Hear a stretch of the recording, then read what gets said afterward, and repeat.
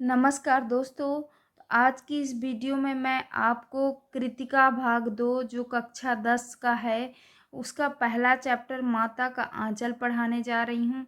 तो दोस्तों, आज हम इस वीडियो में माता का आंचल का पूरा सारांश देखेंगे और नेक्स्ट वीडियो में हम इसका प्रश्न अभ्यास करेंगे।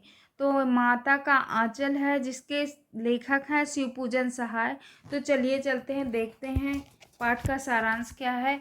जहाँ तड़कों का संग, जहाँ लड़कों का संग, तहाँ बाजे मृदंग, और जहाँ बुड्ढों का संग, तहाँ खर्चे का तंग। लेखक क्या बता रहे हैं? हमारे पिता तड़के तड़के मतलब एकदम सुबह सुबह उठकर निपट नहाकर पूजा करने बैठ जाते थे। हम बचपन से ही उनके अंग लग गए थे, मतलब बचपन से उनके करीब थे। माता से केवल दूध पीने तक का नाता था, मतलब माता के पास सिर्फ दूध पीने जाते थे। इसलिए पिता के साथ ही हम बाहर की बैठक में सोया करते थे। वह अपने साथ ही हमें भी उठाते और साथ ही नहला धुलाकर पूजा पर बिठा लेते। बैठक मतलब ड्राइंग रूम का बोल रहे हैं। हम भभूत का तिलक लगा लेने के लिए उनको दिक करने लगते, जिद करने लगते हैं यहाँ पे, ठीक है। कुछ हंसकर, कुछ झुंझलाकर और कुछ डांट कर वह हमारे चौड़े लीलार में त्रिपुंड कर देते हैं। मतलब त्रिपुंड मतलब लीलार मतलब मस्तक, माथा, फॉरहेड जिसको बोलते हैं।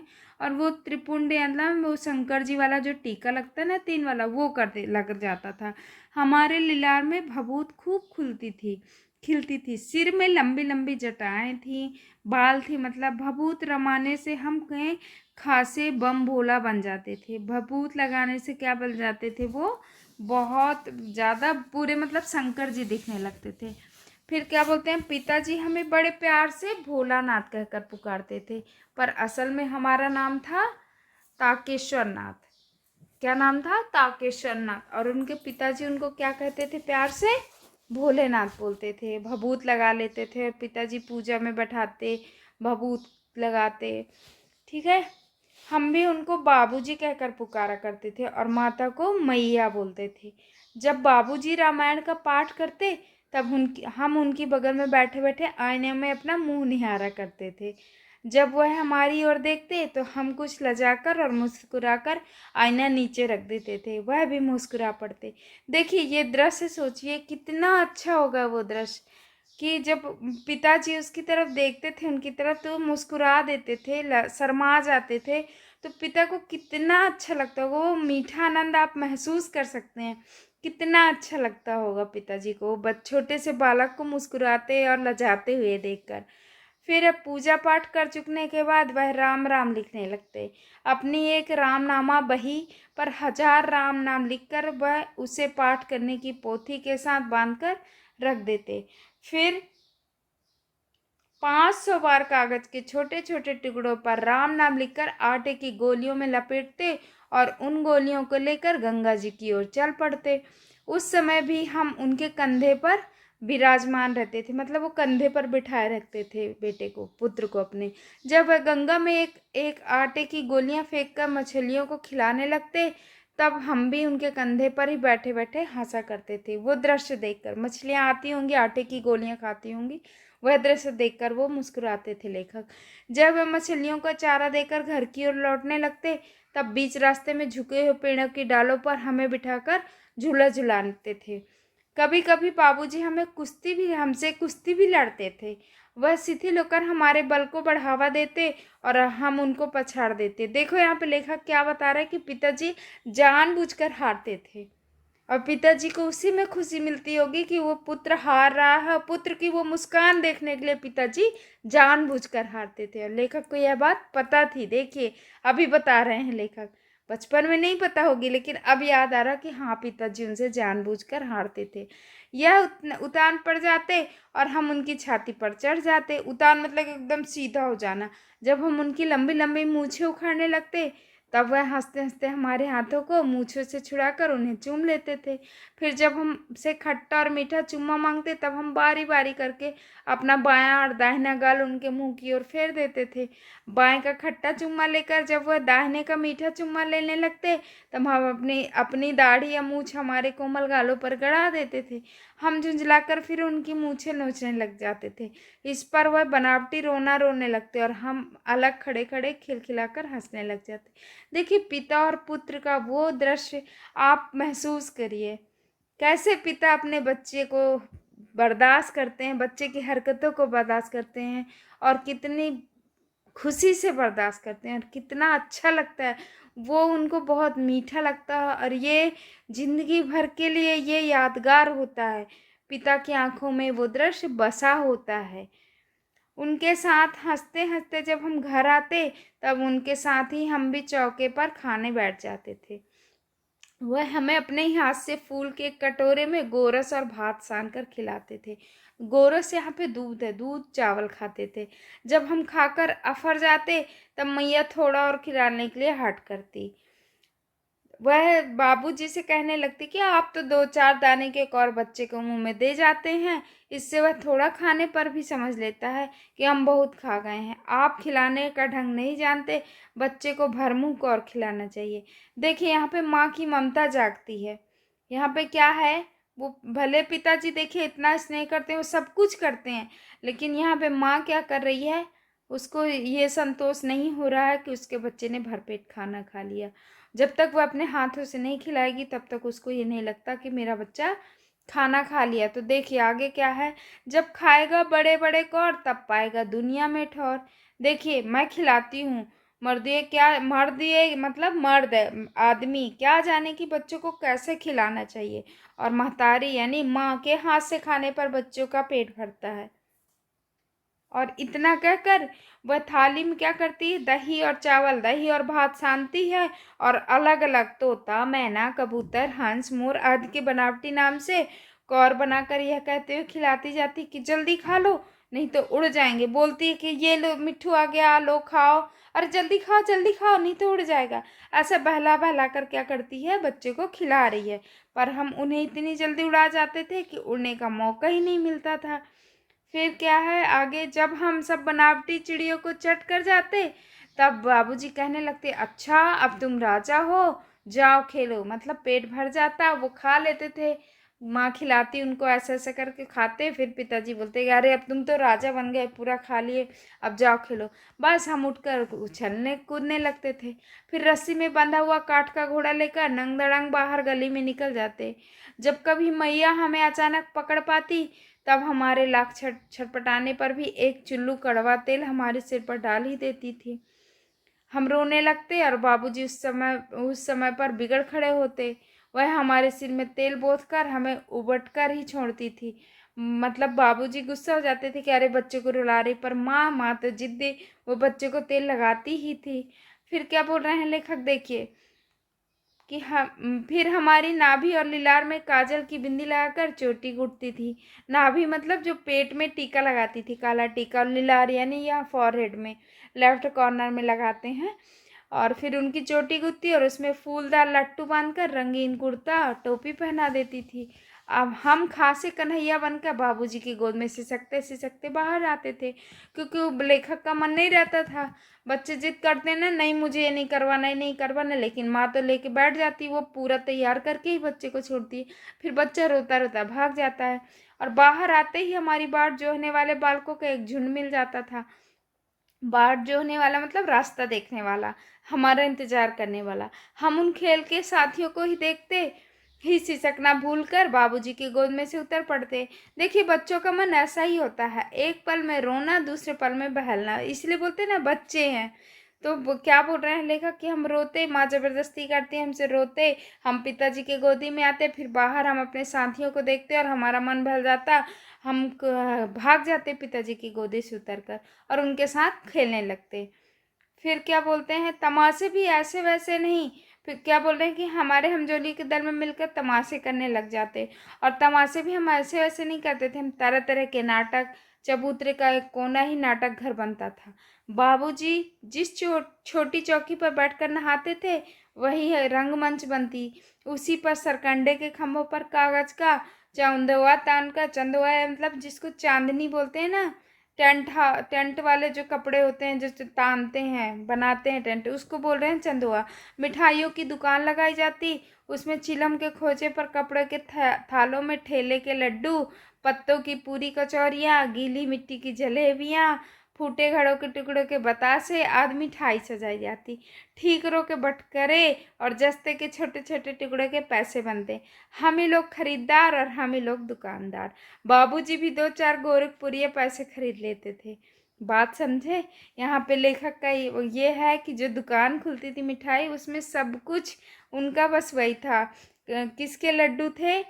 चिलम के खोजे पर कपड़े के थालों में ठेले के लड्डू, पत्तों की पूरी और कचौरी हो जाती थी, और गीली मिट्टी की क्या जलेबियाँ, और जो फूटे गड़े के टुकड़े होते थे उसको बतासे बना लेते थे।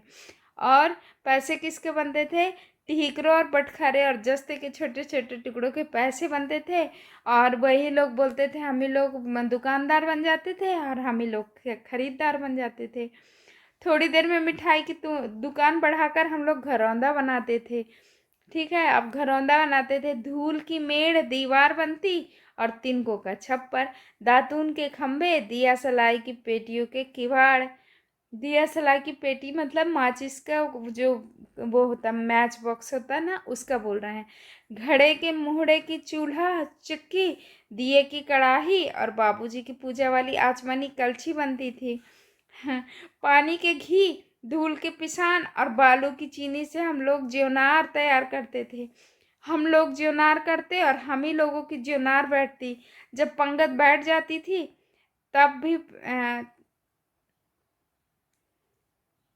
तब बाबूजी भी धीरे धीरे से आकर पात के अंत में जीमने के लिए बैठ जाते थे। उनको बैठते देखते हम लोग हंसकर और घरौंदा बिगाड़ कर भाग चलते थे। वह भी हंसते हंसते लोटपोट हो जाते और कहने लगते कि फिर कब भोज होगा भोलानाथ। देखिए, पिताजी पूरा साथ देते थे। वो बच्चे जो खेलते थे उसमें पिताजी पूरा साथ देते थे। लेखक ये बता रहे हैं। कभी कभी हम लोग बारात का भी जुलूस निकालते थे। कनस्तर का तंबूरा बजता, अमोले को घिसकर शहनाई बजाई जाती, टूटी चूहेदानी की पालकी बनती, हम समधी बनकर बकरे पर चढ़ लेते और चबूतरे के एक कोने से चलकर बारात दूसरे कोने में जाकर दरवाजे लगती। वहाँ काठ की पटरियों से घिरे गोबर से लिपे और आम और केले की टहनियों से सजाए हुए छोटे आंगन में कुल्हिए का कलसा रखा जाता। वहीं पहुंचकर बारात फिर लौट आती। लौटने के समय खटोली पर लाल ओहार डालकर उसमें दुल्हन को चढ़ा लिया जाता था। लौट आने पर बाबूजी ज्यों ही ओहार उघार कर दुल्हन का मुख निहारने लगते, त्यों ही हम लोग हंसकर भाग जाते थे। लेखक क्या बता रहे कि हम झूठी बारात निकालते थे। जो छोटी सी कुल्हड़ होती उसको कलश बनाते थे, और जो खटिया होती ना पुराने जमाने की, उसको वो बना लेते थे, डोली बना लेते थे, उसमें दुल्हन बिठाते थे और पिताजी उसमें साथ देते थे। पिताजी भी बच्चों का साथ देते थे। दुल्हन का मुंह निहारते, मुंह देखने लगते तो बच्चे क्या कहते, हंसकर भाग जाते थे। थोड़ी देर बाद फिर लड़कों की मंडली जुट जाती। इकट्ठा होते ही राय जमती कि खेती की जाए। बस चबूतरे के छोर पर घिरनी गड़ जाती और उसके नीचे की गली कुआं बन जाती। मूंछ की पटी हुई पतली रस्सी के एक चुक्कड़ बांध गराड़ी पर चढ़ाकर लटका दिया जाता और 2 लड़के बैल बनकर मोट खींचने लग जाते। चबूतरा खेत बनता, कंकड़ बीज और ठेंगा हल जुआड़ा, बड़ी मेहनत से खेत जोते बोए और पटाए जाते। फसल तैयार होते देर न लगती और हम हाथों हाथ फसल काट लेते। काटते समय गाते थे, ऊंच नीच में बई की आरी, जो उपजी सो भई हमारी। फसल को एक जगह रखकर उसे पैरों से रौंद डालते थे। कशोरे का सूप बनाकर उसाते और मिट्टी के दिए के तराजू पर तौलकर राशि तैयार कर देते थे। इसी बीच बाबूजी आकर पूछ बैठते थे, इस साल की खेती कैसी रही भोलानाथ। बस फिर क्या, हम लोग ज्यों कहते हो खेत खलिहान छोड़कर हंसते हुए भाग जाते। और कैसी मौज की खेती थी। ऐसे ऐसे नाटक हम लोग बराबर खेला करते थे। बटोही भी कुछ देर ठिठक कर हम लोगों के तमाशे देख लेते थे। जब कभी हम लोग ददरी के मेले में जाने वाले आदमियों का झुंड देख पाते तब कूद कूद कर चिल्लाने लगते थे, चलो भाइयों ददरी सतु पिसान की मोटरी। अगर किसी दूल्हे के आगे आगे जाते हुए ओहरदार पालकी देख पाते तब खूब जोर से चिल्लाने लगते थे, रहरी में रहरी पुरान रहरी डोला के कनिया हमार मेहरी। इसी पर एक बार बूढ़े वर ने हम लोगों को बड़ी दूर तक खदेड़ कर ढेलों से मारा था। उस खसूट खब्बीस की सूरत आज तक हमें याद है। न जाने किस ससुर ने वैसा जमाई ढूंढ निकाला था, वैसा घोड़ा मुँहा आदमी हमने कभी नहीं देखा। देखिए लेखक यहाँ पर बता रहे कि एक बूढ़ा सा वो था, दूल्हा था, उसको उन्होंने चिढ़ाया था। वो उस दूल्हे ने लोग को दौड़ा दौड़ा कर मारा था। आम की फसल में कभी कभी धूप आंधी है आती है। आंधी के कुछ दूर निकल जाने पर हम लोग बाग की ओर दौड़ पड़ते थे। वहां चुन चुन कर घुले घुले गोपी आम चापते थे। एक दिन की बात है, आंधी आई और पट पड़ गई। आकाश काले बादलों से ढक गया। बादल गरजने लगे, बिजली कौंधने और ठंडी हवा सनसनाने लगी। पेड़ झूमने और जमीन चूमने लगी। हम लोग चिल्ला उठे, एक पैसा की लाई बाजार में छितराई, बरखा उधरे बिलाई। लेकिन बरखा ना रुकी और भी मूसलाधार बारिश होने लगी। हम लोग पेड़ों की जड़ से धड़ से सट गए, जैसे कुत्ते के कान में अठाई चिपक जाती है। मगर बरखा रानी जमी रही, थम गई एकदम। बरखा बंद होते ही बाग में बहुत से बिच्छू नजर आए। हम लोग डर कर भाग चले। अब हम लोगों में बैजू बड़ा ढीठ था। उनका कोई दोस्त था ग्रुप का, वो बैजू क्या था, बहुत ढीठ था। संयोग की बात, बीच में मूसन तिवारी मिल गए। बेचारे बूढ़े आदमी को सूझता कम था। बैजू उनको चिढ़ाकर बोलता है, बुढ़वा बेईमान मांगे करेला का चोखा। हम लोगों ने भी बैजू के सुर में सुर मिलाकर यही चिल्लाना शुरू कर दिया।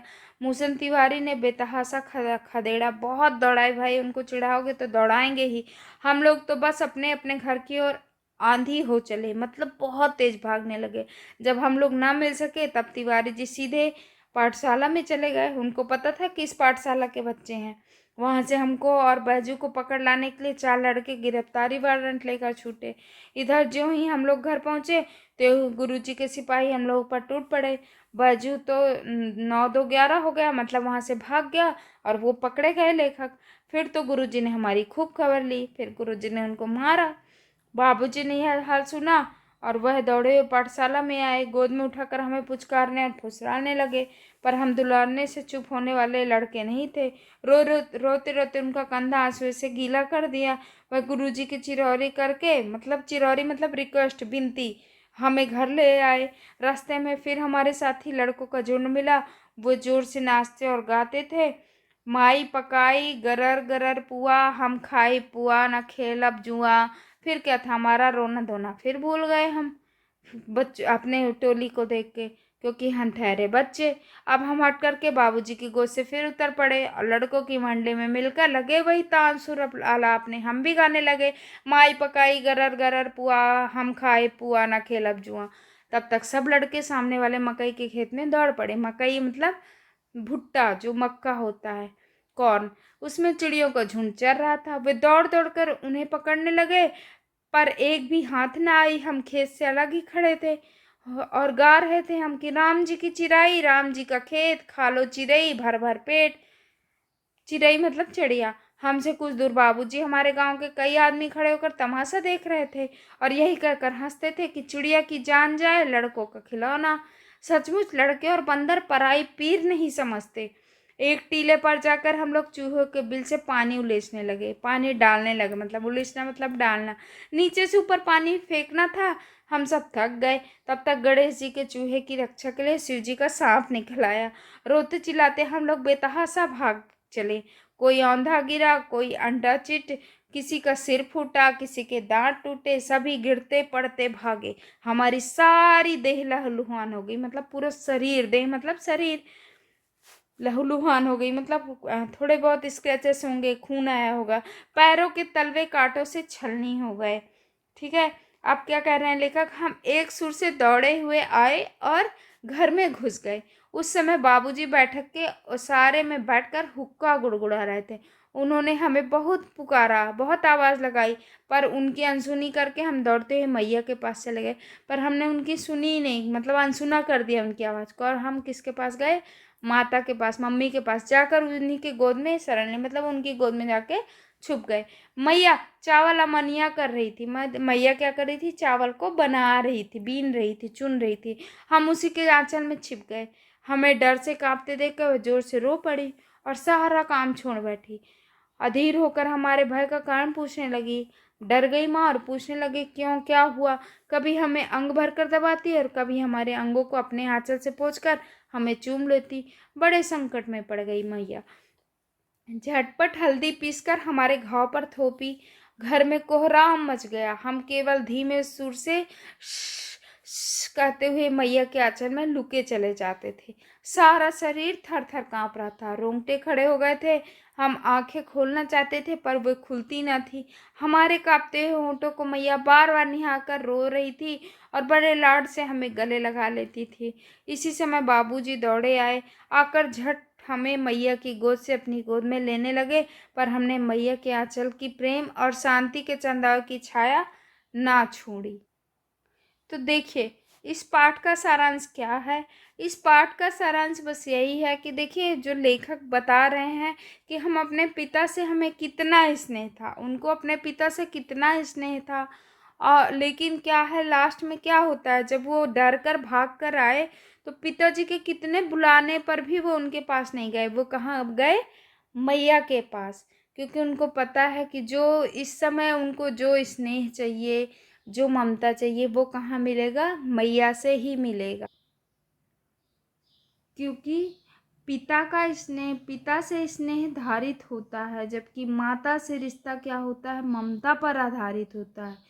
पिता का स्नेह धारित होता है और माता का ममता पे स्नेह होता है।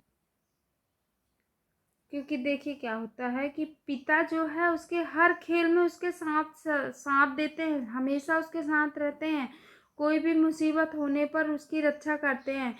परंतु जब वह सांप को देखकर डर जाते हैं लेखक, तो वह पिता की छत्र छाया के स्थान पर माता की गोद में ही छिपकर प्रेम और शांति का अनुभव करते हैं। क्योंकि माता उसके भय से भयभीत है, उसके उसके दुख से दुखी है, उसके आंसू से खिन्न है। वह अपने पुत्र को पीड़ा में देखकर अपनी सुध-बुध खो देती है। बस वही इसी प्रयास में है कि अपने पुत्र की पीड़ा को समाप्त कर सके। और माँ का यही प्रयास है कि उसके बच्चे को आत्मिक सुख व प्रेम का अनुभव करे। तो यहाँ पे यही बताया गया है कि पिता जो होता है वो स्नेह धारित होता है और माता जो होती है वो ममता पर आधारित होती है। तो होप आपको ये चैप्टर समझ में आ गया होगा। इसका हम प्रश्नाभ्यास भी करेंगे, नेक्स्ट वीडियो में करेंगे। तब तक के लिए धन्यवाद।